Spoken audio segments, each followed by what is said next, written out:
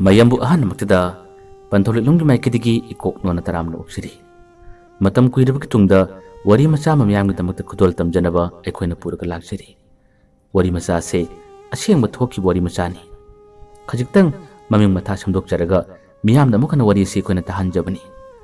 wari si munna tabiyu aduga taba loiraba tungda wari sigi apa phatasu wari tabiri bisingna comment da haibiramo haujarage ekhoi ki wari macha da nupadi kappa haitabra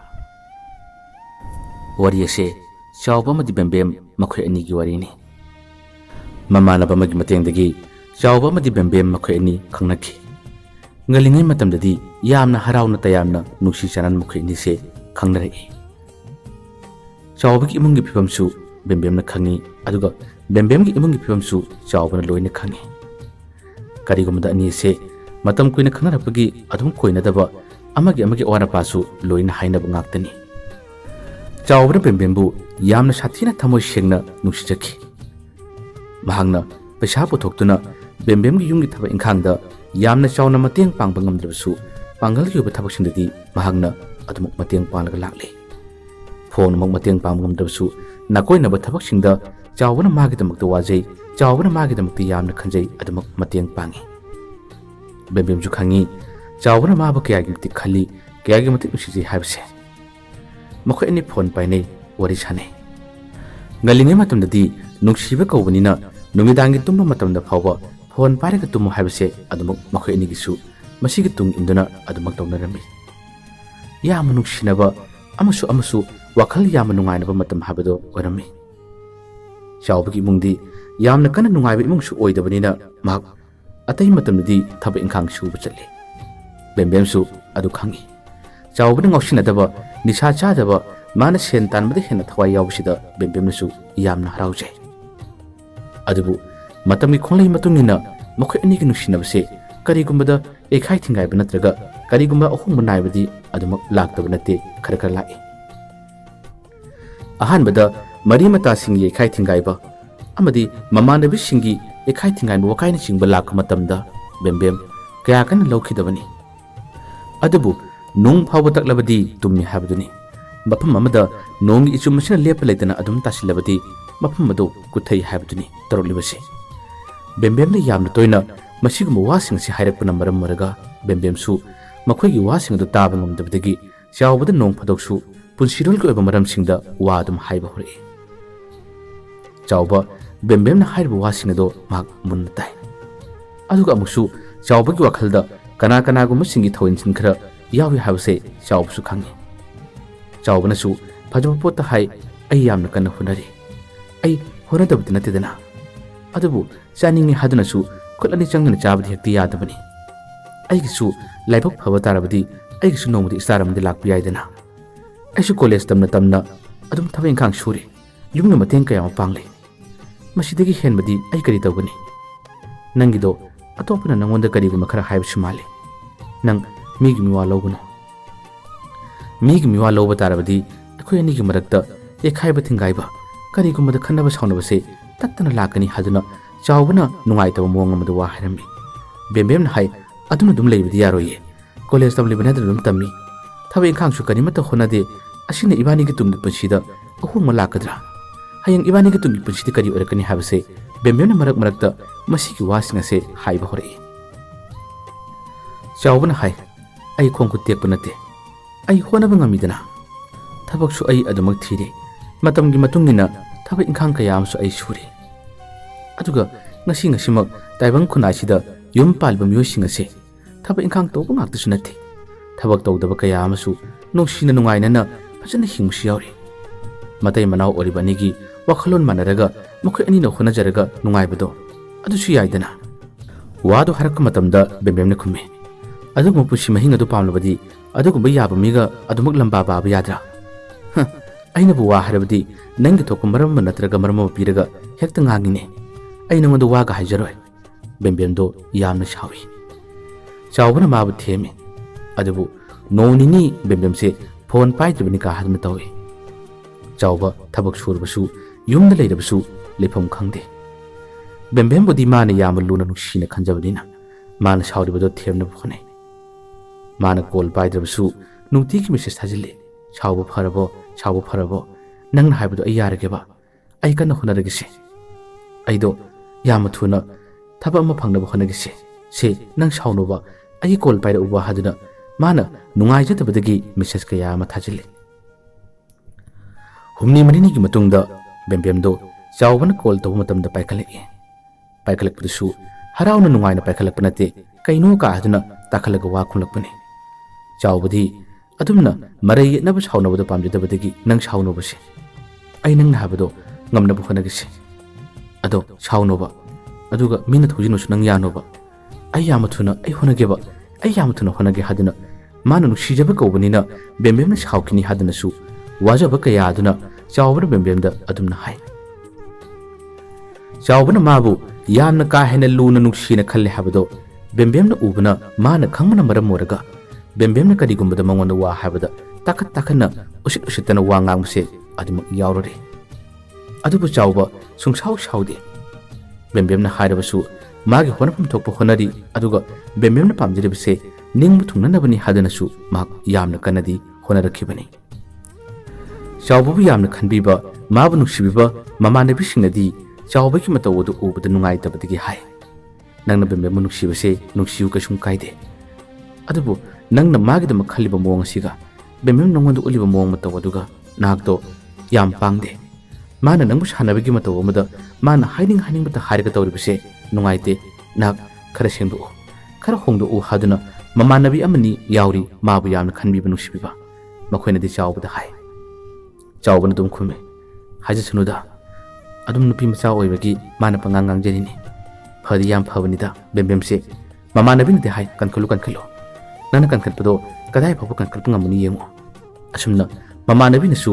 चावबगी पांगजदबा नुपीदुना मंगोंदा नमत्तन वा हाइबा कयासिदा वा खरदि हाइखिबनि मतंगी मतुंगिना मतम खरगी मतुंगदा थब इंखांगी Pawgi मरमदा अदुमक बेम्बेमना मंगोंदा worry साबा वा हाइबा हरे नंग कमदोगे हारिबनो नंग थब करिमत हियंगरे हारिबरा नंग अदुम लेगे हारिबरा मसिगी वासे हारपदा तसेनमक चावबा लेफम खंगदे आई थीदिबा आई येंगीबा आई कन होनरि केदोरगे बेम्बेमना हाय तौ हायेंग येंगना हायेंग येंगोबा आइबुदि कैसुम हारिये आइना हारमसिंगदो आई गियार तपु तारकदरबिनि नंग हायेंग नंग मतमदि येंगोबा हादना बेम्बेमना सावना वा हायबसे अदुमा हरे असुमना तोइना वरी साप मतमदा बेम्बेमगे असिबो प्रेशर कया आसिना चावबसे लेफम खलक्तबनि आई करम तौने थबे इंखांसु अदुम लेप लेदना सुरी युंगे अवरबा कया आम सुमिनरी अदुबु थबकसिबु तौनिंगे हारगे हेक तौबो फंग्राबा आइना तौदुसि कइनो चावबा मतोम त मंगबा हरले मतोम त लेबदा वखल नुंगाइतबा कया अमा खनबा हरले बेम्बेम हंदक मरक यामना तोयना सावगलकपा मंगोंदा अकन वा कया अमा हारकपसिदा चावबसे पाखलगे मानका फोन परक्तबा मतमदा चावबसे थबक सुरमबदगी लेफम खंगदबना थबक सुबसिंगना तोलगा बेम्बेम खोई खुलदुदा माक चलम्मी अदुगा मखोई के लेकाइदा अतोप नुपा लाक्प्रा गाड़ी खाम्ब्रा कार खाब्रा येंगी मिपाई जब थवाई वाजब कया आदुना माक तो वखल होंख्रब्रा अतोप नुपा खंगनख्रब्रा हाबगी सिंगनबसे वखल जाजात खनबदुना मंगोंदा अदमक फरकपनी अदुगा मतोमतना असिग वखल कया से खंजरगा चावबसे मसा मतोमता पुरोक चाकपा हाबदो अदमु ओरई मखोई अनि वरी सानै नहालाइंगालिंगै मतमदा मखोई अनिगी नुसिबा नुंगाइबा हराउबा तयामगी वरी कयादो ngasi oidre बेम्बेमना मंगोंदा मतम अयामद हारिबसे थपक इंखांगी वरी ngaktani masibakna बेम्बेम माना फना नुसिबा तारबसु बेम्बेमदा कॉल तौबसे माक्ता सेनम अकीबा हाबदो फरले कॉल तौरबगा असाबु वाहिसिंग अदुगा थपक इंखांगी वा कयाम हालकनि खनबदा माक्से फोन तौबा फोमासे किजरमी चावबना मतोमता लेबदा खनबा वखलम दिले अखोइगदी लौसिंगसु मरांग कायना लेते अइना सेंट्रेंगी थबकसिंग होनबा याबा होनख्रे येंबा याबा येंख्रे अदुबु अइग लाइबक तमदबना अमा फोमाइ पाक्ते मणिपुर की थबक तौबा हाबसे पैसाना थोंग थारगा थबा अदो लेगदुरिबनी अदुबु तंगाइ फदना अइग लौसे योलगा तौबा तारदना असुमना ꯃꯁꯤꯒꯤ ꯐꯤꯔꯦꯞ ꯐꯥꯎꯕ ꯆꯥꯎꯕꯁꯦ ꯈꯜꯂꯛꯂꯕꯅꯤ꯫ ꯃꯇꯝ ꯈꯔꯒꯤ ꯃꯇꯨꯡꯗꯗꯤ ꯍꯥꯏꯕꯒ ꯇꯧꯕꯒ ꯀ꯭ꯂꯥꯁ 12ꯀꯤ ꯃꯍꯩꯒꯤ ꯊꯥꯛꯇ ꯃꯅꯤꯄꯨꯔꯒꯤ ꯊꯕꯛ ꯀꯧꯔꯛꯈꯤ꯫ ꯃꯁꯤꯒꯤ ꯊꯕꯛꯁꯤ ꯀꯧꯔꯛꯄꯗꯒꯤ ꯑꯃꯨꯛ ꯍꯧꯔꯦ ꯕꯦꯝꯕꯦꯝꯁꯦ ꯆꯥꯎꯕꯗ ꯉꯔꯪ ꯉꯔꯪ ꯉꯪꯕ, ꯍꯟꯗꯛꯀꯤ ꯊꯕꯛꯁꯤ ꯁꯣꯏꯍꯟꯒꯅꯨ, ꯍꯟꯗꯛꯀꯤ ꯊꯕꯛꯁꯦ ꯃꯥꯏ ꯄꯥꯛꯅꯕ ꯍꯣꯠꯅꯒꯗꯕꯅꯤ, ꯃꯥꯏ ꯄꯥꯛꯅꯕ ꯍꯣꯠꯅꯒꯗꯕꯅꯤ ꯍꯥꯏꯗꯨꯅ ꯕꯦꯝꯕꯦꯝꯅ ꯆꯥꯎꯕꯗ ꯉꯔꯪ ꯉꯔꯪ ꯉꯪꯕ ꯍꯧꯔꯛꯏ꯫ ꯆꯥꯎꯕꯁꯨ ꯃꯥꯒꯤ ꯅꯤꯡꯕꯁꯨ ꯊꯨꯡꯂꯁꯅꯨ, ꯑꯗꯨꯒ ꯑꯩꯁꯨ ꯊꯕꯛ ꯑꯃꯇꯪ ꯇꯧꯍꯧꯔꯒꯦ ꯍꯥꯏꯕꯒꯤ ꯋꯥꯈꯜꯗ ꯃꯍꯥꯛ ꯊꯕꯛꯇꯨꯒꯤ ꯏꯟꯇꯔꯚ꯭ꯌꯨ ꯌꯥꯎꯅꯅꯕ ꯍꯣꯠꯅꯔꯛꯈꯤ꯫ ꯌꯥꯝꯅ ꯀꯟꯅ ꯍꯣꯠꯅꯈꯤ, ꯏꯟꯇꯔꯚ꯭ꯌꯨ ꯌꯥꯎꯈꯤ꯫ ꯑꯗꯨꯒ ꯍꯧꯖꯤꯛꯀꯤ ꯃꯇꯝꯗꯤ ꯊꯕꯛ ꯑꯃ ꯌꯥꯎꯅꯕ ꯍꯣꯠꯅꯕꯗ ꯄꯩꯁꯥꯅ ꯊꯣꯡ ꯊꯥꯒꯗꯧꯔꯤꯕꯅꯤ꯫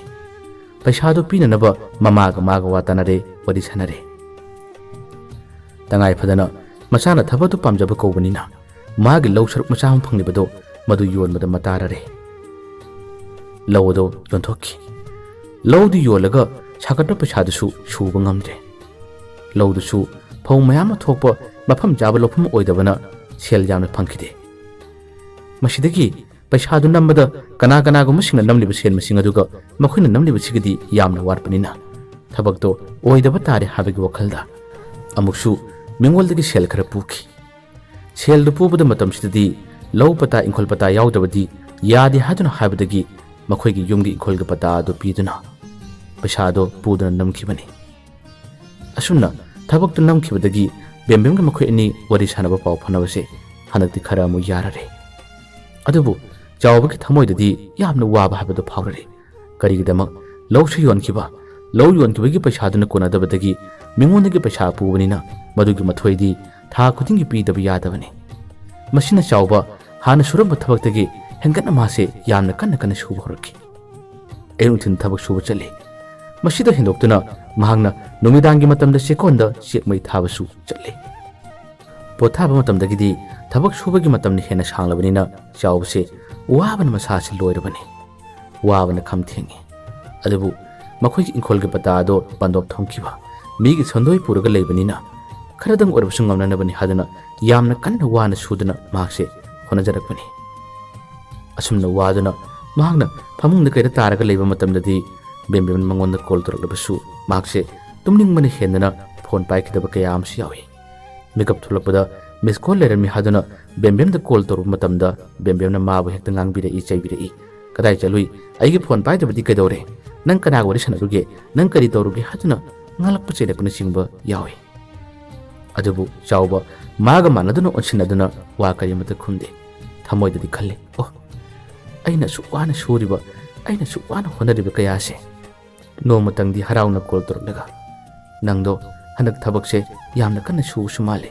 ꯅꯁꯥꯗꯣ ꯃꯌꯦꯡ ꯈꯔ ꯇꯥꯔꯕ꯭ꯔꯥ? ꯅꯪꯕꯨ ꯆꯥꯕ ꯊꯛꯄ ꯇꯨꯝꯕ ꯃꯇꯝ ꯅꯥꯏꯕ꯭ꯔꯥ ꯅꯥꯏꯗꯕ꯭ꯔꯥ? ꯋꯥꯍꯪ ꯑꯃꯇꯪ ꯍꯪꯂꯛꯂꯕꯗꯤ ꯐꯒꯗꯕꯅꯤꯀꯣ꯫ ꯃꯁꯤꯒꯨꯝꯕ ꯋꯥꯗꯤ ꯑꯃ ꯐꯥꯎꯕ ꯍꯪꯗꯦ꯫ ꯃꯥꯒꯤ ꯑꯋꯥꯠ ꯑꯄꯥ ꯂꯩꯕ, ꯀꯩꯅꯣꯝꯃ ꯗꯔꯀꯥꯔ ꯂꯩꯕꯒꯤꯗꯤ ꯑꯩꯉꯣꯟꯗ ꯃꯥꯅ ꯄꯪꯍꯥꯏꯗ ꯍꯥꯏꯔꯛꯏ꯫ ꯑꯩꯅ ꯁꯣꯝꯗ ꯊꯦꯡꯅꯕ ꯀꯌꯥꯁꯤꯗꯤ ꯃꯥꯗꯤ ꯑꯩꯉꯣꯟꯗ ꯀꯔꯤꯃꯠꯇ ꯍꯪꯗꯦ, ꯀꯔꯤꯃꯠꯇ ꯈꯪꯗꯦꯀꯣ ꯍꯥꯏꯗꯨꯅ ꯆꯥꯎꯕꯁꯦ ꯑꯃꯨꯛꯁꯨ ꯃꯥꯒꯤ ꯊꯃꯣꯏꯗ ꯅꯨꯡꯉꯥꯏꯇꯕ, ꯄꯦꯟꯖꯗꯕ ꯀꯌꯥ ꯑꯃꯗꯤ ꯐꯥꯎꯏ꯫ ꯕꯦꯝꯕꯦꯝꯗꯗꯤ ꯃꯥꯅ ꯍꯥꯏꯗꯦ꯫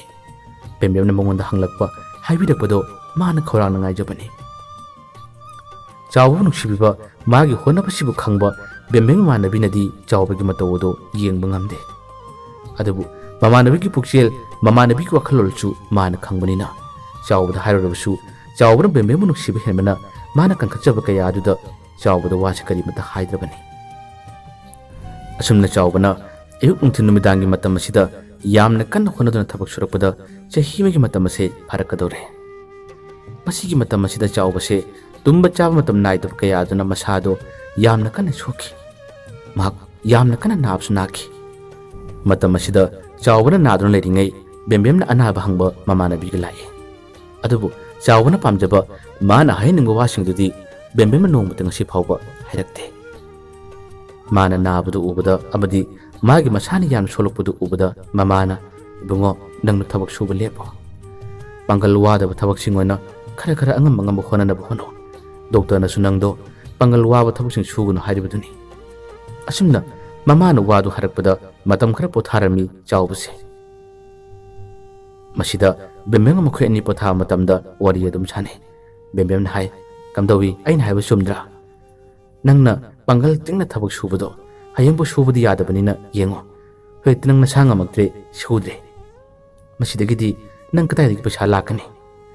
ꯑꯗꯨꯅ ꯍꯧꯖꯤꯛꯀꯤ ꯃꯇꯝꯗꯗꯤ ꯊꯕꯛ ꯑꯃꯇꯪ ꯆꯥꯎꯒꯦꯔꯥ ꯄꯤꯛꯀꯦꯔꯥ ꯐꯪꯂꯕꯗꯤ ꯑꯩꯈꯣꯏꯒꯤ ꯇꯨꯡꯒꯤ ꯄꯨꯟꯁꯤꯗ ꯅꯨꯡꯉꯥꯏꯒꯗꯧꯔꯤꯕꯅꯤ ꯕꯦꯝꯕꯦꯝꯒꯤ ꯋꯥꯗꯨ ꯇꯥꯕꯗ ꯆꯥꯎꯕ ꯄꯥꯎꯈꯨꯝ ꯀꯔꯤꯃꯠꯇ ꯄꯤꯗꯦ ꯃꯤꯑꯣꯏꯕ ꯍꯥꯏꯕꯁꯦ ꯊꯕꯛ ꯇꯧꯕ ꯄꯥꯝꯂꯣꯏꯗꯕ ꯀꯅꯥꯕꯨ ꯂꯩꯒꯅꯤ ꯂꯣꯏꯅ ꯄꯥꯝꯅꯔꯤꯕ ꯉꯥꯛꯇꯅꯤ ꯑꯗꯨꯕꯨ ꯃꯥꯒꯤ ꯄꯨꯟꯁꯤꯗ ꯃꯥꯒꯤ ꯂꯥꯏꯕꯛꯇꯨꯗ ꯏꯁꯇꯥꯔ ꯍꯥꯏꯕꯗꯣ ꯇꯝꯗꯕꯒꯤ ꯑꯣꯏꯔꯤꯕꯅꯤ ꯕꯦꯝꯕꯦꯝꯒ ꯋꯥꯔꯤ ꯁꯥꯟꯅꯕꯗ ꯕꯦꯝꯕꯦꯝꯅ ꯉꯥꯡꯂꯤꯕ ꯋꯥꯁꯤꯡ ꯑꯃꯗꯤ ꯆꯥꯎꯕꯅ ꯁꯣꯝꯅ ꯊꯦꯡꯅꯔꯤꯕ ꯑꯋꯥꯕꯁꯤꯗꯤ ꯕꯦꯝꯕꯦꯝꯅ ꯊꯣꯏꯅ ꯍꯦꯟꯅ ꯈꯪꯗꯕꯒꯤ ꯃꯇꯧ ꯑꯃꯗ ꯋꯥ ꯍꯥꯏꯕꯗ ꯆꯥꯎꯕꯁꯦ ꯑꯩ ꯃꯥꯒ ꯃꯥꯟꯅꯔꯣꯏꯗ ꯑꯩ ꯃꯉꯣꯟꯗ ꯀꯔꯤꯃꯠꯇ ꯈꯨꯝꯃꯣꯏꯗ ꯍꯥꯏꯗꯨꯅ ꯋꯥꯁꯦ ꯀꯌꯥ ꯀꯟꯅ ꯈꯨꯝꯗꯦ ꯕꯦꯝꯕꯦꯝꯒꯤꯗꯤ ꯃꯥꯅ ꯍꯥꯏꯅꯤꯡꯕ ꯇꯝꯅꯤꯡꯕ ꯋꯥ ꯂꯩꯔꯕꯗꯤ ꯑꯗꯨꯝ ꯍꯥꯏꯔꯛꯀꯅꯤ ꯌꯥꯝꯅ ꯀꯟꯅ ꯅꯥꯗꯨꯅ ꯌꯨꯝꯗꯒꯤ ꯊꯣꯛꯄ ꯉꯝꯕꯣꯏ ꯉꯝꯗꯕꯣꯏ ꯆꯥꯛ ꯆꯥꯕꯣꯏ ꯆꯥꯗꯕꯣꯏ ꯇꯧꯔꯤꯉꯩ ꯃꯇꯝ ꯑꯁꯤꯗ ꯕꯦꯝꯕꯦꯝꯅ ꯃꯉꯣꯟꯗ ꯂꯨꯄꯥ 2,000 ꯄꯤꯌꯨ ꯏꯃꯥꯟꯅꯕꯤꯁꯤꯡ ꯂꯝ ꯀꯣꯏꯕ ꯆꯠꯀꯗꯧꯔꯤ ꯑꯩ ꯈꯔ ꯌꯥꯎꯅꯤꯡꯉꯤ ꯍꯥꯏꯗꯨꯅ ꯆꯥꯎꯕꯗ ꯍꯥꯏꯔꯛꯏ ꯆꯥꯎꯕ ꯑꯗꯨꯃꯛ ꯄꯤꯈꯤ ꯊꯣꯏꯅ ꯍꯦꯟꯅ ꯀꯔꯤꯃꯠꯇ ꯈꯟꯗꯦ ꯆꯥꯎꯕꯅ ꯍꯧꯖꯤꯛ ꯈꯜꯂꯤꯕꯁꯦ ꯃꯍꯥꯛ ꯄꯥꯡꯒꯜ ꯑꯋꯥꯕ ꯊꯕꯛꯁꯨ ꯍꯟꯗꯛ ꯁꯨꯕ ꯉꯝꯂꯛꯇꯕꯅꯤꯅ ꯑꯩꯗꯨ ꯀꯔꯤ ꯇꯧꯁꯤꯒꯦ ꯍꯥꯏꯗꯨꯅ ꯋꯥꯈꯜ ꯀꯌꯥ ꯑꯃ ꯈꯟꯕ ꯍꯧꯔꯛꯏ ꯃꯅꯤꯄꯨꯔꯒꯤ ꯊꯕꯛ ꯍꯥꯏꯔꯤꯗꯣ ꯀꯧꯈꯤꯕꯒ ꯄꯥꯏ ꯍꯥꯏꯗꯣꯛꯄ ꯅꯠꯇꯦ ꯊꯥ ꯈꯨꯗꯤꯡꯒꯤ ꯁꯦꯟꯗꯣꯏꯗꯤ ꯑꯗꯨꯃꯛ ꯍꯨꯜꯂꯤꯕꯅꯤ ꯃꯈꯣꯏꯒꯤ ꯏꯪꯈꯣꯜ ꯑꯗꯣ ꯃꯤꯉꯣꯟꯗ ꯕꯟꯗꯥꯟ ꯊꯝꯕꯒꯤ ꯃꯗꯨꯅ ꯏꯪꯈꯣꯜ ꯑꯁꯤꯗꯕꯨ ꯍꯟꯗꯣꯛꯄ ꯉꯝꯂꯕꯗꯤ ꯍꯥꯏꯗꯨꯅ ꯃꯥꯅ ꯌꯥꯝꯅ ꯋꯥꯅ ꯍꯣꯠꯅꯖꯕꯅꯤ ꯃꯁꯤꯗꯒꯤ ꯄꯥꯡꯒꯜ ꯋꯥꯗꯕ ꯊꯕꯛꯁꯤꯡ ꯁꯨꯅꯅꯕ ꯍꯣꯠꯅꯕꯗ ꯆꯥꯎꯕ ꯏꯀꯥꯏꯒꯤ ꯈꯨꯗꯤꯡꯃꯛꯁꯤꯡ ꯑꯁꯤ ꯊꯥꯗꯣꯛꯂꯛꯈꯤꯕꯅꯤ ꯃꯃꯥꯒ ꯋꯥ ꯇꯥꯅꯩ ꯏꯃꯥ ꯑꯩꯗꯣ ꯄꯥꯡꯒꯜ ꯋꯥꯕ ꯊꯕꯛꯁꯨ ꯁꯨꯕ ꯉꯝꯗ꯭ꯔꯕꯅꯤꯅ ꯑꯩꯗꯣ ꯌꯨꯒꯤ ꯕꯦꯟꯗꯔ ꯇꯧꯔꯒꯦ ꯋꯥꯗꯨ ꯍꯥꯏꯔꯛꯄꯗ ꯃꯃꯥꯅ ꯏꯕꯨꯡꯉꯣ ꯄꯥꯈꯪ ꯃꯆꯥ ꯅꯪ ꯑꯗꯨ ꯇꯧꯕꯗꯨ ꯅꯨꯡꯉꯥꯏꯒꯗ꯭ꯔꯥꯅꯦ ꯏꯃꯥ ꯑꯩ ꯑꯇꯩ ꯄꯥꯡꯒꯜ ꯋꯥꯕ ꯊꯕꯛꯁꯤꯡꯗꯤ ꯁꯨꯕꯁꯨ ꯉꯝꯗ꯭ꯔꯕꯅꯤ나 ꯃꯤꯒꯤ ꯃꯊꯣꯏꯗꯤ ꯄꯤꯗꯕꯗꯤ ꯌꯥꯔꯣꯏ ꯊꯕꯛꯇꯨꯁꯨ ꯀꯔꯝ ꯀꯥꯟꯗ ꯍꯥꯏꯗꯣꯛꯀꯅꯤ ꯇꯝꯕꯁꯨ ꯉꯝꯗꯦ ꯂꯧꯁꯨ ꯌꯣꯟꯊꯣꯛꯈ꯭ꯔꯦ ꯏꯪꯈꯣꯜꯁꯨ ꯃꯤꯉꯣꯟꯗ ꯕꯟꯗꯥꯟ ꯊꯝꯂꯤ ꯑꯩꯗꯤ ꯌꯨꯁꯨ ꯊꯛꯇꯦ ꯌꯨꯁꯨ ꯊꯛꯂꯣꯏ ꯏꯃꯥ ꯃꯁꯤꯗꯒꯤ ꯌꯥꯝꯃꯣ ꯌꯥꯝꯒꯅꯨ ꯂꯨꯄꯥ 5-10 ꯂꯦꯝꯂꯕꯗꯤ ꯑꯩꯈꯣꯏꯒꯤ ꯌꯨꯝꯁꯨ ꯃꯇꯦꯡ ꯑꯣꯏꯒꯗꯧꯔꯤꯕꯅꯤ ꯏꯃꯥ ꯑꯩꯁꯨ ꯇꯧꯔꯒꯦꯕ ꯃꯆꯥꯒꯤ ꯋꯥꯗꯨ ꯇꯥꯕꯗ ꯃꯃꯥꯗꯣ ꯄꯥꯝꯗ ꯌꯥꯅꯤꯡꯗ ꯐꯔꯦ ꯄꯥꯈꯪ ꯃꯆꯥ ꯅꯪꯅ ꯇꯧꯕꯗꯣ ꯑꯩ ꯅꯨꯡꯗꯤ ꯅꯨꯡꯉꯥꯏꯇꯕꯅꯤ ꯑꯗꯨꯕꯨ ꯀꯩꯗꯧꯏ ꯍꯥꯏꯕꯒꯦ ꯄꯩꯁꯥ ꯇꯥꯟꯕꯗ ꯀꯔꯤꯒꯤ ꯏꯀꯥꯏꯒꯗꯕꯅꯣ ꯍꯣꯠꯅꯧ ꯇꯧ ꯏꯆꯥꯅ ꯄꯥꯝꯕꯗꯣ ꯇꯧꯖꯧ ꯑꯁꯨꯝꯅ ꯆꯥꯎꯕꯁꯦ ꯍꯣꯇꯦꯜ ꯐꯝꯕ ꯍꯧꯔꯛꯈꯤ ꯅꯨꯡꯊꯤꯟꯒꯤ ꯄꯨꯡ 4:30-5 ꯑꯗꯨꯋꯥꯏꯗꯒꯤ ꯍꯥꯡꯂꯒ ꯌꯥꯝꯅ ꯉꯟꯅ ꯅꯨꯃꯤꯗꯥꯡꯒꯤ ꯄꯨꯡ 8:30-9 ꯁ꯭ꯋꯥꯏꯗ ꯂꯣꯏꯁꯤꯟꯒꯅꯤ ꯃꯥꯅ ꯌꯨ ꯌꯣꯟꯖꯔꯕꯁꯨ ꯆꯥꯎꯕ ꯌꯨ ꯊꯛꯇꯦ ꯉꯥꯎꯁꯤꯟꯅꯗꯦ ꯃꯥꯅ ꯑꯁꯨꯝꯅ ꯍꯣꯇꯦꯜ ꯐꯝꯖꯕꯁꯤꯅ ꯄꯩꯁꯥ ꯈꯔꯗꯤ ꯂꯦꯝꯕ ꯐꯪꯖꯔꯦ ꯉꯜꯂꯤꯉꯩ ꯃꯇꯝꯗꯗꯤ ꯕꯦꯝꯕꯦꯝꯅ ꯃꯁꯤꯒꯤ ꯄꯥꯎ ꯑꯁꯦ ꯇꯥꯗꯦ ꯈꯪꯗꯦ ꯑꯗꯨꯒ ꯆꯥꯎꯕꯅꯁꯨ ꯕꯦꯝꯕꯦꯝꯗ ꯌꯨꯒꯤ ꯍꯣꯇꯦꯜ ꯐꯝꯕꯒꯤ ꯃꯇꯥꯡꯗ ꯋꯥ ꯍꯥꯏꯗꯣꯛꯇꯕꯅꯤ ꯀꯣꯟꯅ ꯊꯪꯗ ꯀꯌꯥꯝ ꯀꯨꯏꯅ ꯂꯣꯠꯂꯒ ꯊꯝꯕ ꯉꯝꯒꯅꯤ ꯃꯈꯣꯏꯅ ꯂꯩꯀꯥꯏ ꯅꯠꯇꯕ ꯈꯔ ꯂꯥꯞꯅꯕ ꯂꯝꯗ ꯂꯩꯕ ꯇꯥꯔꯕꯁꯨ ꯃꯤꯒꯤ ꯃꯆꯤꯟ ꯍꯥꯏꯕꯁꯦ ꯃꯦꯟꯕ ꯉꯝꯗꯕꯅꯤ ꯃꯊꯪ ꯑꯁꯨꯝ ꯌꯧꯔꯛꯈꯤꯕ ꯇꯥꯕꯅꯤ ꯕꯦꯝꯕꯦꯝꯒ ꯆꯥꯎꯕꯒ ꯈꯪꯅꯩ ꯍꯥꯏꯅ ꯄꯥꯎ ꯇꯥꯕꯁꯤꯡ ꯑꯗꯨꯒꯤ ꯃꯆꯤꯟꯗꯒꯤ ꯆꯥꯎꯕꯗꯣ ꯌꯨꯒꯤ ꯍꯣꯇꯦꯜ ꯐꯝꯃꯤ ꯍꯥꯏꯕꯁꯦ ꯑꯗꯨꯃꯛ ꯋꯥ ꯂꯥꯎꯕ ꯇꯥꯕ ꯍꯧꯔꯛꯈꯤ ꯕꯦꯝꯕꯦꯝ ꯄꯥꯎꯗꯨ ꯇꯥꯕ ꯃꯇꯝꯗ ꯆꯥꯎꯕꯗ ꯌꯥꯝꯅ ꯊꯨꯅ ꯄꯟꯊꯗꯅ ꯀꯣꯜ ꯇꯧꯏ ꯅꯪꯅ ꯇꯧꯔꯤꯕ ꯊꯕꯛꯁꯤ ꯀꯔꯤꯅꯣ ꯅꯪ ꯑꯩꯕꯨ ꯌꯣꯜꯂꯤꯕ꯭ꯔꯥ ꯍꯥꯏꯗꯨꯅ ꯕꯦꯝꯕꯦꯝꯅ ꯆꯥꯎꯕꯗ ꯉꯥꯡꯂꯛꯏ ꯆꯥꯎꯕꯅ ꯀꯩꯗꯧꯔꯒꯦ ꯅꯪꯒꯤ ꯐꯠꯇꯅꯕ ꯅꯪꯒꯤ ꯃꯥꯡꯅꯕ ꯑꯩꯅ ꯀꯔꯤ ꯊꯕꯛ ꯇꯧꯈ꯭ꯔꯒꯦ ꯅꯪꯒꯤ ꯋꯥꯍꯪꯗꯨ ꯀꯟꯃꯜꯂꯤ ꯑꯩ ꯋꯥꯈꯜ ꯇꯥꯕ ꯉꯝꯗꯦ ꯕꯦꯝꯕꯦꯝꯅ ꯌꯥꯝꯅ ꯁꯥꯎꯅ ꯍꯥꯏ ꯅꯪ ꯌꯨꯒꯤ ꯍꯣꯇꯦꯜꯗꯨ ꯅꯠꯇ꯭ꯔꯕꯗꯤ ꯅꯪ ꯄꯩꯁꯥ ꯇꯥꯅꯕ ꯂꯝꯕꯤ ꯑꯃꯠꯇ ꯂꯩꯇꯕ꯭ꯔꯥ ꯅꯪ ꯑꯗꯨ ꯇꯧꯔꯤꯗꯣ ꯐꯖꯔꯤꯕ꯭ꯔꯥꯕ ꯅꯪ ꯄꯥꯈꯪ ꯃꯆꯥꯅꯤ ꯅꯪꯅ ꯑꯗꯨ ꯇꯧꯔꯤꯕꯗꯣ ꯂꯦꯝꯖꯕ꯭ꯔꯥ ꯍꯥꯏꯗꯨꯅ ꯕꯦꯝꯕꯦꯝꯅ ꯃꯥꯕꯨ ꯉꯥꯡꯂꯛꯏ ꯆꯥꯎꯕ ꯄꯥꯈꯨꯝ ꯄꯤꯐꯝ ꯈꯪꯗꯦ ꯆꯥꯎꯕ ꯉꯥꯏꯍꯥꯛꯇꯪꯗꯤ ꯇꯨꯃꯤꯟ ꯂꯩ ꯕꯦꯝꯕꯦꯝꯅ ꯍꯥꯏ ꯍꯧꯖꯤꯛꯇꯤ ꯀꯔꯤ ꯁꯥꯔꯦ ꯏꯃꯥꯟꯅꯕꯤꯁꯤꯡꯅꯁꯨ ꯑꯩꯕꯨ ꯅꯣꯛꯅꯕ ꯑꯗꯨꯒ ꯏꯕꯥꯅꯤ ꯈꯪꯅꯩ ꯍꯥꯏꯕ ꯄꯥꯎ ꯇꯥꯕ ꯄꯥꯈꯪ ꯃꯆꯥꯁꯤꯡꯅꯁꯨ ꯑꯩꯉꯣꯟꯗ ꯂꯛꯅꯕ ꯀꯔꯦꯝꯅꯕ ꯌꯥꯎꯔꯕꯅꯤ ꯅꯪꯒꯤ ꯁꯥꯏꯗꯨꯒꯤ ꯌꯨꯗꯨꯗꯤ ꯌꯥꯝꯅ ꯐꯩ ꯑꯗꯨ ꯇꯧꯏ ꯑꯁꯤ ꯇꯧꯏ ꯏꯁ ꯑꯗꯨꯅꯤ ꯑꯁꯤꯅꯤ ꯋꯥ ꯌꯥꯝꯅ ꯍꯥꯏꯔꯕꯅꯤ ꯏꯃꯥꯟꯅꯕꯤꯁꯤꯡꯅꯁꯨ ꯅꯪꯒꯤ ꯁꯥꯏꯗꯨꯗꯤ ꯕꯦꯟꯗꯔ ꯐꯝꯂꯤ ꯍꯥꯏꯗꯨꯅ ꯋꯥ ꯍꯥꯏꯔꯛꯑꯦ ꯅꯠꯇꯦ ꯅꯪꯅ ꯇꯧꯔꯤꯕ ꯊꯕꯛꯇꯣ ꯐꯖꯕ꯭ꯔꯥꯕ ꯅꯪ ꯌꯥꯝ ꯐꯠꯇꯦ ꯅꯪ ꯑꯩꯒꯤꯗꯃꯛ ꯀꯔꯤꯃꯠꯇ ꯈꯟꯗꯦ ꯍꯥꯏꯗꯨꯅ ꯕꯦꯝꯕꯦꯝꯅ ꯋꯥ ꯍꯥꯏꯔꯛꯑꯦ ꯆꯥꯎꯕꯅ ꯍꯥꯏ ꯕꯦꯝ ꯁꯥꯎꯅꯨꯕꯁꯦ ꯃꯁꯤꯗꯤ ꯃꯇꯝ ꯈꯔ ꯈꯛꯀꯤꯅꯤ ꯑꯩꯗꯣ ꯄꯥꯡꯒꯜ ꯋꯥꯕ ꯊꯕꯛ ꯁꯨꯕ ꯌꯥꯗꯕꯅ ꯃꯔꯝ ꯑꯣꯏꯔꯒ ꯄꯥꯝꯕꯩ ꯂꯩꯇꯕꯗꯒꯤ ꯑꯩꯈꯣꯏꯗꯤ ꯃꯤꯒꯤ ꯁꯦꯟꯁꯨ ꯃꯌꯥꯝ ꯇꯣꯡꯕꯅꯤꯅ ꯈꯔꯗꯪ ꯑꯣꯏꯔꯕꯁꯨ ꯐꯒꯗ꯭ꯔꯥ ꯈꯟꯗꯨꯅ ꯑꯩꯅ ꯇꯧꯕꯅꯤ ꯊꯕꯛꯀꯤ ꯄꯩꯁꯥꯁꯨ ꯅꯝꯈ꯭ꯔꯦ ꯊꯕꯛꯁꯨ ꯍꯥꯏꯗꯣꯛꯇꯦ ꯀꯔꯝꯕ ꯃꯇꯝꯗ ꯍꯥꯏꯗꯣꯛꯀꯅꯤ ꯇꯝꯕꯁꯨ ꯉꯝꯗꯦ ꯅꯪ ꯂꯥꯟꯅ ꯈꯟꯅꯨꯕ ꯑꯩꯅ ꯁꯤ ꯇꯧꯔꯕꯁꯨ ꯑꯩ ꯌꯨ ꯊꯛꯇꯦ ꯑꯩ ꯉꯥꯎꯁꯤꯟꯅꯗꯦꯕ ꯕꯦꯝꯕꯦꯝꯅ ꯍꯥꯏ ngausinade hargi hekti yauraba nang nasagi ijat kari mata khangdabra mayam adugidamakta nangni yu pi pidana chanaba pi pidana mayam seba tawribani ne mayam adu nang koilaw law kauduna nangbu mayam gi minai oiribaneba phai phai nang asidge ingonda paw pharakano nang asidge ingonda paw pharakano haduna bembemni yamna shauna nglambi chawba tafum khangde aina tawgada thawshu karino haduna makse manglambi chawbagidi awabagi awaba ngaktani migi sendol yam leiriba amadi hingnabagi lanphamda kanna honariba punsi ama oibanina bembemna phana nganglabsu masinatana atopa thaba kanbado mana matam khara subu yadabana maram baraga admuk tarami mahangna hotel hanjillaba tungda bembemde call toje magi thamoi gi wa kaya ama haina bhonai wa khara sindok chana bhonai adu bhandakti bembemna mana torpa call ado pak pai khite message tharabasu message phaba pa khite bane masina chawbase wakhal yam nungaramde hotel phulabsu makse admuk mangi mana tawjariba mana honajariba khudimashing se bembem nuksiba magi damta khallaga ayap chu tokibani adu hojiti bembemna mangona thausaraktawa mirai rakpik matau motorok pasida chawba tasenamak lepham khangdabani chawbana khanjai mana phana chawrabsu mana phana warorabsu makse ayubdi yam nuksibani aina haiba wasu mana tabigani da nongma aina phajana haijaba ayu wa mana tarakani da asumna chawbana matomna thajaba kaya amadi adam khanjai hotel ado nuti numi khudingi mana phamnaga lebadana numidang waram pung mari manga daidagi pung 8-9 gi matam phawadi maga bebenga paw kya phawnadabani halalaga mana call tu jabani adubu handak matam kharase bembemna sumagi call do receive tawdabani bembemdi mangonda shawribani hadana shawbada amadi mamanabi sing mangona thingai ba khara amagi wado chattuna hojikti bembem lona atop nupa khangna khrabani shawbadi masigi matangda maramda tarimata khangdabani chawbagi pukildi chamchami sengsengi bembembu mana yamna thajaba kaya aduna maram baraga aran wakhal sumhangna bembemna thoini hena karimata khandabani makoi ga thongal mayada mana phone phana paidabada enu thingi matamda chawbase chale chatna matamda bembemse thengnaba phangdi mamanabi sing mabu nuksidaba singado thengnaba matamda mamanabi sing aduna su karemnaduna hai nang dhanakti yogi bandar tara he as nangi bandar do maming phadana chale he as nangi hotel do min phadana haine he as nairi ko hadana wa haira kusyawi chawba yamni kaijarami bembem do unabagi matam phangoidra mabu ngata kautopiyo hadana hai as akhodi ngamoibo madu nangondi yamni shawbani moi mamasu nangdo bender phame haba paw takhrabani mamana su bembem di yamna ngangmani akoi mabu kautopa ngamoi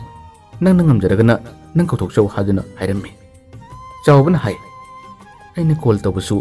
madi paide karigino khangde as ai matha saida asumna wakhal nungaita chawba yummagi panglakhi asumna bembem makhoi ani paw phano phanaktabase matam khara kuire chawba nungtinumi khudingi hotel adum tawjari mana hotel phamjarabasu yu yonjarabasu hoju phomhak wakhal nungaite ka haduna yu thakpa yu test tawbadi karimata tawde thamagi matam ase haukhre madugi matungdagidi bembemse atopa car thobu nupa amaga nakhoi ani car tongdana he koiba chatbagum ui haduna mabu nuksiba mamanaba singna paw pirakpa aduga chawbagi damakta khanbiba mamanabina su harak matamda chawbase wakhal nungaita warakle ha kari haiba atopa nupa ka tongdana koiba chatmina kri haiba oh aina call to paidriba mani ngona shawribasidi magi tongan lambi ma leira boire masidi ki chawbase thawai chakpa nungaita ba shawling mase asum hengalai aina somna thingnariba awabasidi mana karimata khanglamdene magi apa madu tamang engonda hairami aduga nupa asina asi thingnari asi wari habadi mana karimata khalamdaba aina matik jadabagini ai mangonda kari haironi ai mangonda wa haiba ngamara haisu hairoro da hadana madugi pawsing aduna asumba asengba orakuna maram moraga chawbase mangonda wa karimata haikide haiba sungamkide nomagi nomita mana wakhal yam nungaitabadagi magi phone putoktuna message asang nungaitaba thawai chakorol kaya ama chawbani iraga thaki message ꯑꯗꯣ ꯕꯦꯝꯕꯦꯝꯁꯨ ꯄꯥꯏ ꯑꯗꯨꯕꯨ ꯕꯦꯝꯕꯦꯝ ꯃꯦꯁꯦꯖꯇꯨ ꯄꯥꯔꯕꯁꯨ ꯄꯥꯎꯈꯨꯝ ꯀꯔꯤꯃꯠꯇ ꯄꯤꯔꯛꯈꯤꯗꯦ ꯑꯁꯨꯝꯅ ꯃꯈꯣꯏ ꯑꯅꯤ ꯄꯥꯎ ꯐꯥꯎꯅꯈꯤꯗꯕ ꯊꯥ ꯑꯅꯤ ꯑꯍꯨꯝꯒꯤ ꯃꯇꯝ ꯑꯁꯦ ꯍꯧꯈ꯭ꯔꯕꯅꯤ ꯆꯥꯎꯕꯗꯤ ꯕꯦꯝꯕꯦꯝꯕꯨ ꯀꯥꯎꯕ ꯉꯝꯗꯕꯅ ꯃꯔꯛ ꯃꯔꯛꯇ ꯃꯉꯣꯟꯗ ꯃꯦꯁꯦꯖ ꯊꯥꯖꯩ ꯅꯪ ꯋꯥꯈꯜ ꯊꯨꯅ ꯍꯣꯡꯃꯜꯂꯦ ꯑꯩ ꯅꯉꯣꯟꯗ ꯀꯔꯤꯝꯇꯗꯤ ꯂꯥꯟꯈꯤꯗꯕꯅꯤ ꯑꯩ ꯌꯥꯝꯅ ꯀꯟꯅꯗꯤ ꯍꯣꯠꯅꯈꯤꯕꯅꯤ ꯑꯩꯒꯤ ꯂꯥꯏꯕꯛꯅ ꯇꯝꯗꯕꯒꯤ ꯑꯁꯤꯒꯨꯝꯕ ꯄꯨꯟꯁꯤ ꯃꯍꯤꯡ ꯑꯁꯤꯗ ꯑꯩꯅ ꯂꯥꯛꯈꯤꯕꯅꯤ ꯑꯗꯨꯕꯨ ꯅꯍꯥꯛ ꯑꯍꯦꯟꯕ ꯊꯤꯃꯜꯂꯦ ꯅꯪ ꯅꯣꯡꯃꯗꯤ ꯅꯤꯡꯉꯝꯗꯕ ꯐꯥꯎꯔꯛꯀꯅꯤ ꯅꯪꯅ ꯊꯥꯡꯂꯤꯕ ꯈꯣꯡꯊꯥꯡ ꯑꯗꯣ ꯅꯪ ꯑꯃꯨꯛꯇꯪꯗꯤ ꯈꯟꯊꯧ ꯍꯥꯏꯗꯨꯅ ꯆꯥꯎꯕꯅ ꯃꯔꯛ ꯃꯔꯛꯇ ꯃꯦꯁꯦꯖꯁꯦ ꯄꯦꯟꯗꯕ ꯅꯤꯡꯉꯝꯗꯕ ꯀꯌꯥ ꯑꯗꯨꯅ ꯊꯥꯏ ꯕꯦꯝꯕꯦꯝꯒꯤ ꯑꯣꯏꯕ ꯄꯥꯎꯈꯨꯝ ꯀꯔꯤꯃꯠꯇ ꯂꯥꯛꯇꯦ ꯑꯁꯨꯝꯅ ꯃꯇꯝ ꯍꯧꯈꯤꯕꯁꯦ ꯊꯥ 5 ꯇꯔꯨꯛꯀꯤ ꯃꯇꯝ ꯑꯁꯦ ꯑꯗꯨꯝ ꯍꯧꯔꯦ ꯆꯥꯎꯕꯗꯤ ꯕꯦꯝꯕꯦꯝꯕꯨ ꯀꯥꯎꯕ ꯉꯝꯗꯦ ꯃꯇꯝ ꯑꯁꯦ ꯌꯥꯎꯁꯪ ꯂꯣꯏꯈꯤꯕꯒꯤ ꯃꯥꯒꯤ ꯂꯩꯀꯥꯏ ꯂꯩꯀꯥꯏꯗ ꯊꯥꯕꯜ ꯆꯣꯡꯅꯕ ꯃꯇꯝ ꯑꯗꯨꯗꯅꯤ ꯅꯣꯡꯃ ꯅꯨꯃꯤꯗꯥꯡꯗ ꯃꯈꯣꯏ ꯄꯥꯈꯪ ꯃꯆꯥ ꯈꯔ ꯆꯥꯎꯕꯒꯤꯗ ꯌꯨ ꯊꯛꯇꯨꯅ ꯐꯝꯃꯤ ꯐꯝꯕ ꯃꯇꯝ ꯑꯁꯤꯗ ꯆꯥꯎꯕꯕꯨ ꯎꯕꯗ ꯅꯨꯄꯥ ꯑꯃꯅ ꯍꯥꯏ ꯑꯁꯤ ꯅꯠꯇ꯭ꯔꯅꯦ ꯕꯦꯝꯕꯦꯝ ꯀꯣꯏꯅꯩ ꯍꯥꯏꯕꯗꯨꯕꯣ ꯑꯁꯤ ꯅꯠꯇ꯭ꯔꯅꯦ ꯅꯨꯄꯥ ꯑꯃꯅ ꯍꯥꯏ ꯃꯥꯅꯤ ꯑꯃꯗꯨꯅ ꯍꯥꯏ ꯃꯥꯕꯨ ꯅꯍꯥꯟꯒꯤ ꯊꯧꯗꯣꯛꯇꯣ ꯄꯥꯎ ꯇꯥꯗꯕ꯭ꯔꯥ ꯈꯪꯗꯕ꯭ꯔꯥ ꯑꯃꯅ ꯍꯥꯏ ꯈꯪꯂꯝꯒꯅꯤꯗ ꯀꯩꯗꯧꯕꯩ ꯈꯪꯉꯣꯏꯗꯣꯏꯅꯣ ꯃꯥꯒꯤ ꯁꯥꯏꯅꯤ ꯀꯩꯗꯧꯕꯩ ꯄꯥꯎ ꯇꯥꯔꯣꯏꯗꯣꯏꯅꯣ ꯑꯁꯨꯝꯅ ꯃꯈꯣꯏ ꯃꯁꯦꯟ ꯂꯣꯟꯅ ꯂꯣꯟꯅ ꯋꯥꯔꯤ ꯇꯨꯇꯥ ꯇꯧꯅꯩ ꯆꯥꯎꯕꯗꯤ ꯃꯈꯣꯏꯅ ꯉꯥꯡꯅꯔꯤꯕ ꯁꯥꯟꯅꯔꯤꯕ ꯋꯥꯔꯤꯗꯣ ꯊꯣꯏꯅ ꯍꯦꯟꯅ ꯇꯥꯁꯤꯜꯂꯨꯗꯦ ꯈꯟꯁꯨ ꯀꯔꯤꯃꯇ ꯈꯜꯂꯨꯗꯦ ꯑꯇꯣꯞꯄ ꯅꯥꯀꯟꯗꯁꯨ ꯃꯤ ꯑꯇꯩ ꯌꯨ ꯊꯛꯄꯒꯤ ꯐꯝꯅꯔꯤꯕꯅꯤꯅ ꯃꯈꯣꯏꯒꯤ ꯁꯦꯕꯥ ꯇꯧꯔꯒ ꯂꯩꯔꯤꯉꯩ ꯆꯥꯎꯕ ꯈꯜꯂꯨꯗꯕꯅꯤ ꯑꯗꯨꯕꯨ ꯆꯥꯎꯕꯒꯁꯨ ꯈꯔ ꯑꯗꯨꯝ ꯀꯧꯅꯕ ꯄꯥꯈꯪ ꯃꯆꯥ ꯑꯃ ꯌꯥꯎꯔꯤ ꯃꯍꯥꯛꯇꯣ ꯇꯞꯅ ꯆꯥꯎꯕꯒꯤ ꯃꯅꯥꯛꯇ ꯑꯃꯨꯛ ꯆꯪꯂꯛꯏ ꯑꯗꯨꯒ ꯆꯥꯎꯕꯗ ꯍꯥꯏꯔꯔꯤ ꯆꯥꯎꯕ ꯅꯍꯥꯟꯒꯤ ꯊꯧꯗꯣꯛꯇꯨꯕꯨ ꯀꯃꯥꯏꯅ ꯇꯧꯔꯤꯕꯅꯣ ꯑꯗꯨꯕꯨ ꯀꯃꯥꯏꯅ ꯇꯧꯕ ꯋꯥꯔꯤꯅꯣꯕ ꯅꯨꯃꯤꯠꯇꯣ ꯑꯩꯈꯣꯏꯁꯨ ꯋꯥꯕꯅ ꯀꯩꯅꯣꯝꯃ ꯇꯧꯕꯅꯤ ꯋꯥꯗꯣ ꯍꯥꯏꯔꯛꯄꯗ ꯆꯥꯎꯕꯅ ꯌꯥꯅꯅ ꯅꯍꯥꯟꯒꯤ ꯊꯧꯗꯣꯛ ꯍꯥꯏꯕꯗꯤ ꯀꯔꯤꯅꯣ ꯑꯗꯨꯝꯅ ꯍꯥꯏꯔꯛꯄꯗꯗꯤ ꯅꯨꯄꯥꯗꯨꯅ ꯀꯩꯅꯣ ꯅꯪ ꯈꯪꯗꯕ꯭ꯔꯣ ꯅꯍꯥꯟꯒꯤ ꯊꯥꯕꯜꯗꯨꯒꯤ ꯊꯧꯗꯣꯛꯇꯨꯕꯣ ꯆꯥꯎꯕꯅ ꯑꯩ ꯀꯔꯤꯃꯠꯇ ꯈꯪꯗꯦ ꯀꯔꯤ ꯋꯥꯔꯤꯅꯣ ꯃꯃꯥꯟꯅꯕꯗꯨꯅ ꯍꯥꯏ ꯑꯁ ꯅꯪꯒꯤ ꯁꯥꯏ ꯕꯦꯝꯕꯦꯝꯈꯣꯏꯒꯤ ꯂꯩꯀꯥꯏꯗ ꯊꯣꯛꯂꯤꯕ ꯊꯧꯗꯣꯛꯇꯨꯕꯨ ꯅꯪ ꯈꯪꯗꯕ ꯕꯦꯝꯕꯦꯝꯒꯤ ꯊꯧꯗꯣꯛꯅꯤ ꯍꯥꯏꯔꯤꯗꯣ ꯆꯥꯎꯕꯅ ꯍꯥ ꯕꯦꯝꯕꯦꯝ ꯀꯩꯗꯧꯔꯕ ꯑꯁ ꯂꯥꯟꯅꯤ ꯈꯪꯕ꯭ꯔꯥ ꯊꯥꯕꯜ ꯆꯣꯡꯂꯤꯉꯩꯗ ꯃꯥꯒ ꯀꯣꯏꯅꯕ ꯅꯨꯄꯥꯅꯤ ꯍꯥꯏꯕ꯭ꯔꯥ ꯀꯩꯅꯣ ꯁꯥꯎꯅꯔꯛꯄꯒꯤ ꯃꯔꯩ ꯌꯦꯠꯅꯔꯛꯄꯒꯤ ꯑꯣꯏꯔ ꯃꯥꯜꯂꯤꯅꯦ ꯊꯥꯕꯜ ꯆꯣꯡꯂꯤꯉꯩ ꯃꯅꯨꯡꯗꯨꯗ ꯃꯥꯕꯨ ꯍꯦꯛ ꯊꯥꯜꯂꯒ ꯄꯨꯈꯤꯕꯅꯦꯃꯤ ꯅꯨꯄꯥꯗꯨꯁꯨ ꯄ꯭ꯂꯥꯟ ꯇꯧꯕ ꯃꯥꯜꯂꯦ ꯃꯃꯥꯟꯅꯕ ꯑꯍꯨꯝꯕꯗꯤ ꯆꯪꯂꯒ ꯊꯥꯡꯂꯒ ꯄꯨꯈꯤꯕꯗꯣ ꯐꯖꯅ ꯁꯥꯡꯅ ꯄꯨꯈ꯭ꯔꯕꯅꯤ ꯂꯧꯕꯨꯛ ꯂꯝꯕꯤꯔꯣꯝꯗ ꯄꯨꯈ꯭ꯔꯕꯅꯤꯅꯦ ꯑꯗꯨꯕꯨ ꯃꯤ ꯃꯊꯪ ꯂꯥꯎꯅꯔꯛꯄ ꯀꯌా ꯑꯃ ꯇꯧꯕꯗꯒꯤ ꯑꯩꯈꯣꯏ ꯏꯃꯥꯟꯅꯕ ꯈꯔꯁꯨ ꯌꯥꯎꯗꯨꯅ ꯑꯩꯈꯣꯏꯅ ꯇꯥꯟꯅꯕꯤꯗꯨꯅ ꯕꯦꯝꯕꯦꯝꯗꯣ ꯎꯆꯤꯟꯅ ꯐꯥꯗꯤ ꯐꯥꯎꯔꯦ ꯑꯁ ꯐꯤ ꯈꯔ ꯃꯐꯝ ꯃꯔꯥꯡ ꯈꯪꯕ ꯅꯠꯇꯦ ꯃꯈꯣꯏ ꯃꯌꯥꯝꯅ ꯊꯥꯡꯂꯒ ꯆꯦꯟꯕꯗꯨꯗ ꯎꯆꯤꯟꯅ ꯀꯟꯗꯤ ꯀꯜꯍꯧꯔꯦ ꯑꯗꯣ ꯅꯕꯥꯅꯤꯕꯨ ꯍꯟꯗꯛ ꯄꯥꯎ ꯀꯔꯤꯃꯠꯇ ꯐꯥꯎꯅꯗꯕ꯭ꯔꯥ ꯑꯗꯨꯝꯅ ꯍꯥꯏꯔꯛꯄꯗꯗꯤ ꯆꯥꯎꯕꯁꯦ ꯇꯨꯃꯤꯟꯅ ꯅꯣꯟꯊꯔꯒ ꯂꯩꯈꯤꯔꯝꯃꯤ ꯃꯃꯥꯟꯅꯕꯗꯨꯅ ꯍꯥꯏ ꯅꯨꯄꯥꯗꯨꯅꯗꯤ ꯆꯦꯜꯍꯧꯗ꯭ꯔꯦ ꯑꯗꯨꯕꯨ ꯅꯨꯃꯤꯠꯇꯨꯒꯤ ꯊꯧꯑꯣꯡꯗꯣ ꯐꯖꯕꯗꯤ ꯋꯥꯠꯂꯦ ꯅꯨꯄꯥꯗꯨꯁꯨ ꯃꯌꯥꯝ ꯆꯪꯂꯒ ꯐꯨꯈꯤꯕꯅꯤ ꯕꯦꯝꯕꯦꯝꯗꯨꯒꯤ ꯃꯇꯧꯗꯨꯁꯨ ꯑꯩꯈꯣꯏꯁꯨ ꯌꯦꯡꯕ ꯉꯝꯗꯦ ꯑꯁ ꯈꯪꯗꯦ ꯅꯨꯃꯤꯠꯇꯣ ꯄꯨꯔꯥ ꯂꯥꯟꯅꯤ ꯆꯥꯎꯕ ꯀꯔꯤꯃꯠꯇ ꯍꯥꯏꯈꯤꯗꯦ ꯇꯨꯃꯤꯟꯅ ꯁꯨꯝ ꯅꯣꯟꯊꯔꯒ ꯂꯩꯈ꯭ꯔꯦ ꯃꯃꯥꯟꯅꯕꯗꯨꯅ ꯍꯥꯏ ꯑꯗꯣ ꯑꯩꯅ ꯂꯤꯔꯤꯕ ꯋꯥꯔꯤꯁꯦ ꯑꯩꯗ ꯅꯪ ꯈꯪꯂꯝꯒꯅꯤ ꯈꯟꯗꯨꯅ ꯁꯥꯔꯨꯕꯅꯦ ꯅꯪ ꯀꯔꯤꯃꯠꯇ ꯄꯥꯎ ꯇꯥꯔꯝꯗ꯭ꯔ ꯃꯥꯜꯂꯦ ꯑꯗꯣ ꯑꯩꯒꯤ ꯋꯥꯁꯤ ꯇꯥꯕꯗ ꯅꯪ ꯂꯥꯟꯅꯗꯤ ꯂꯧꯅꯨꯀꯣ ꯑꯁꯨꯝꯅ ꯃꯃꯥꯟꯅꯕꯗꯨꯅ ꯍꯥꯏꯔꯛꯄ ꯃꯇꯝꯗ ꯆꯥꯎꯕ ꯃꯁꯤꯗ ꯐꯥꯎꯕ ꯄꯥꯎꯈꯨꯝ ꯀꯔꯤꯃꯠꯇ ꯄꯤꯈꯤꯗ꯭ꯔꯦ ꯀꯔꯤꯒꯤꯗꯤ ꯆꯥꯛꯂꯣꯏ ꯊꯋꯥꯏꯅ ꯈꯣꯏꯗꯥꯖꯕꯤ ꯅꯨꯡꯁꯤꯖꯕꯤ ꯅꯨꯄꯤꯅꯤ ꯈꯖꯤꯛꯇꯪ ꯁꯥꯎꯅꯕꯒꯤꯗꯃꯛꯇ ꯅꯨꯄꯥ ꯑꯇꯣꯞꯄ ꯀꯣꯏꯅꯈꯤꯕꯅꯤ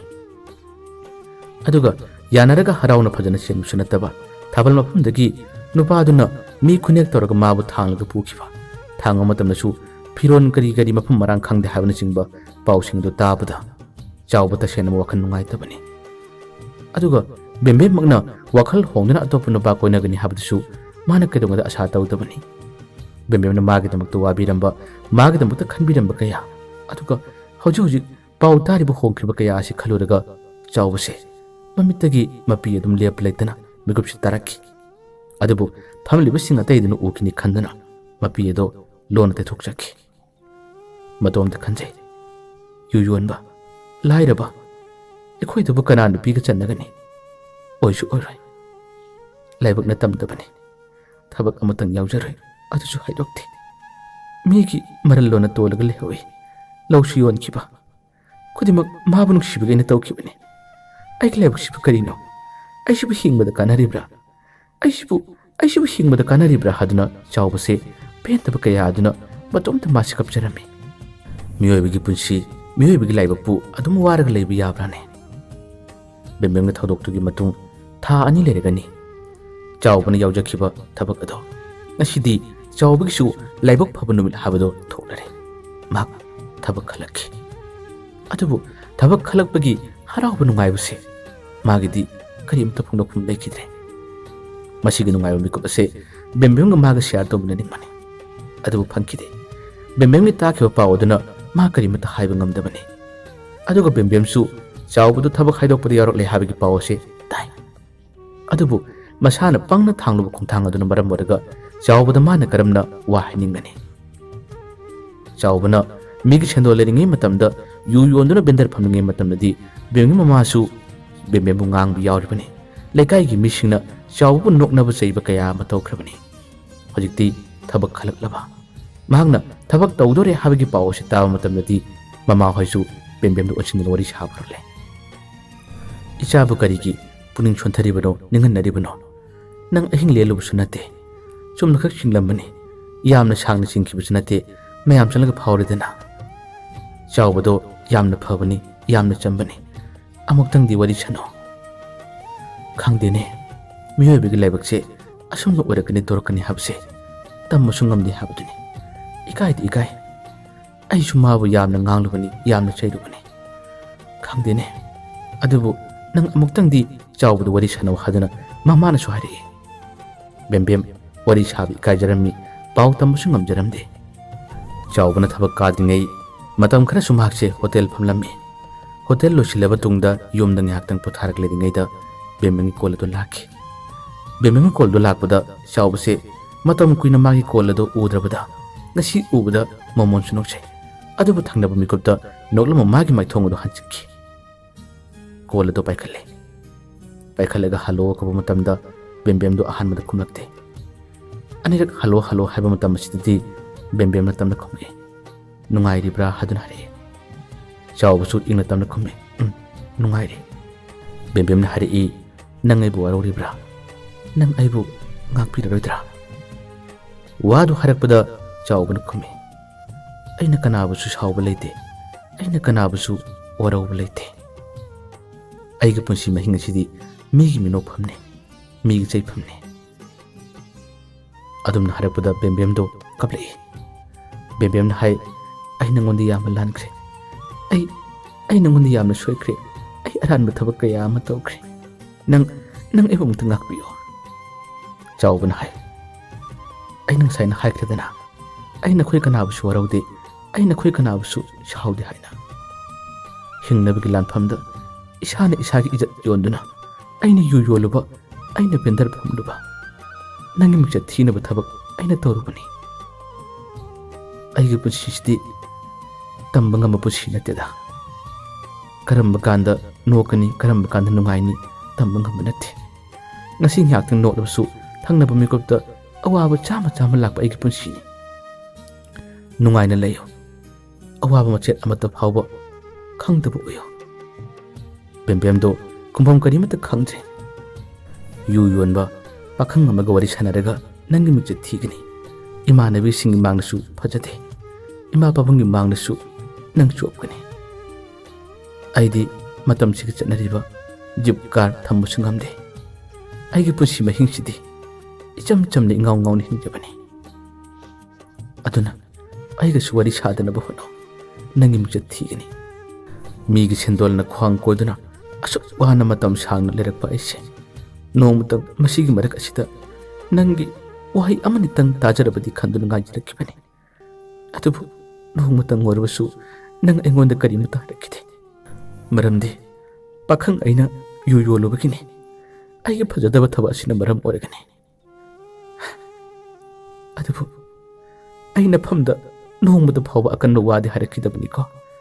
nangna haiba waisingda aina hoi hoi haiba natana aina gonda nangi thamoi shoknaba nangi nungaitanaba wadi ama phaw haikidabani na yamna phatte nahangna aigi pukselchu khangbikide asumna haraga chawbado